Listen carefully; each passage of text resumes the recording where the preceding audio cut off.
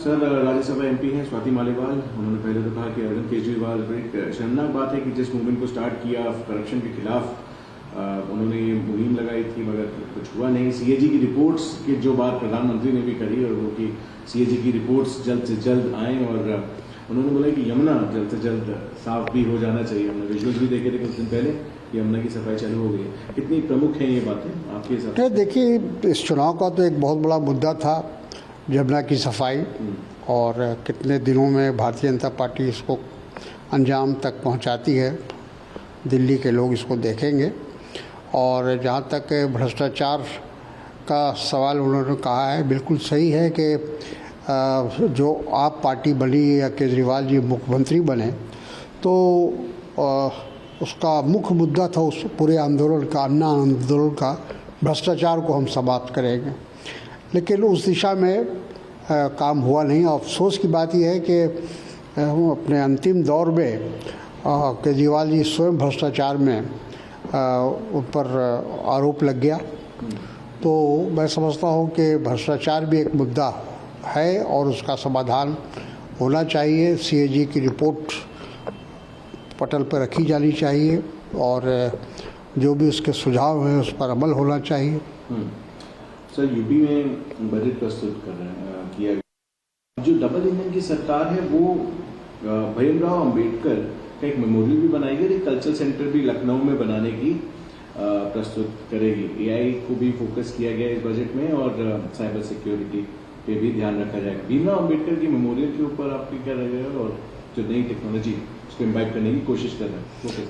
देखिए, उनके जितने भी मेमोरियल बने अच्छी बात है, लेकिन सबसे पहले तो भारतीय जनता पार्टी को और योगी जी को अपनी नीयत साफ करनी पड़ेगी। संविधान के प्रति उनकी कितनी श्रद्धा है, कितना उसके लिए सम्मान है और उसी हिसाब से बाबा साहेब के लिए कितना आदर है, ये बात तो सभी लोग जानते हैं। भारतीय जनता पार्टी का अगर बस चले तो वो कल संविधान बदल दे और वो कहीं से भी उनके दिल से ये बात निकलती नहीं है कि एक दलित, एक समाज के कमज़ोर वर्ग का व्यक्ति हमारे संविधान का निर्माता है। और जिस तरह से संविधान में तमाम समाज के कमज़ोर वर्गों को, पिछड़े वर्ग को, दलित को, ट्राइबल को, सभी अल्पसंख्यक को, सबको उसमें सुरक्षा प्रदान किया है, ये बात भारतीय जनता पार्टी के गले से उतर नहीं रही है।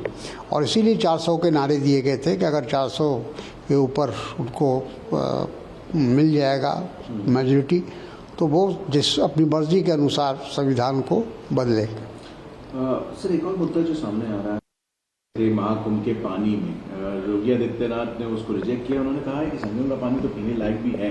इसके ऊपर सियासत चल रही है क्योंकि अखिलेश यादव कह रहे हैं कि लोग इसके ऊपर सवाल उठा रहे हैं। आपका क्या पक्ष है? देखिए, ये तो बट नेचुरल है। इतनी बड़ी तादाद में जहाँ लोग पहुँचे हो संगम में और वहाँ गंगा जी में अपना स्नान किया हो और वहाँ रुके हो तो गंदगी तो हुई होगी, इससे कोई इनकार नहीं कर सकता। उसकी व्यवस्था सरकार ने जितना माकूल व्यवस्था होनी चाहिए वो नहीं थी। और जाहिर है कि जो लोग ये शिकायत कर रहे हैं कि पॉल्यूशन है वहाँ के पानी में, तो पॉल्यूशन तो होना ही होना है, नहीं होने का कोई सवाल ही नहीं पैदा होता है। मीटिंग चली, उसमें खड़गे जी ने एक बात उठाई थी कि गोल्ड बैटल के बाद कहा जाए कि जो टॉप लीडर्स हैं उनकी रिस्पॉन्सिबिलिटी, अकाउंटेबिलिटी होनी चाहिए। जो पोल रिजल्ट्स हैं फ्यूचर में जितने भी होगी, उसको आप कैसे देखते हैं और आपके भी जो सजेशंस हैं वो क्या? तो बिल्कुल सही कहा उन्होंने, अकाउंटेबिलिटी तो ज़रूरी है और वैसे लोगों को दोबारा या महत्वपूर्ण जिम्मेदारी नहीं दी जानी चाहिए जो टेस्टेड लोग हैं, जिनको एक बार किसी राज्य की जिम्मेदारी दी गई और वहाँ का परिणाम अच्छा नहीं आया तो फिर उनको दूसरे स्टेट पे प्रभारी नहीं बनाया जाना चाहिए। और कोशिश यही होनी चाहिए कि समय समय पर एक बदलाव आना चाहिए संगठन में, उसमें नए लोग, नई ऊर्जा आनी चाहिए, तभी संगठन काम करता है, संगठन जिंदा रहता है। तो हमको लगता है कि खड़गे जी बहुत अनुभवी हैं और वो उन्होंने बदलाव तो किया है, संगठन में तब्दीली लाई है, गति लाने की उन्होंने कोशिश की है और उसकी सभी लोग सराहना कर रहे हैं, लेकिन और भी कठोर कदम उठाने की आवश्यकता है, क्योंकि कांग्रेस के सामने बहुत बड़ी चुनौती है।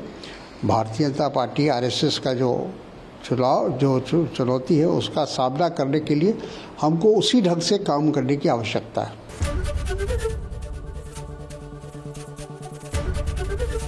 एबीपी गंगा, खबर आपकी, जुबान आपकी।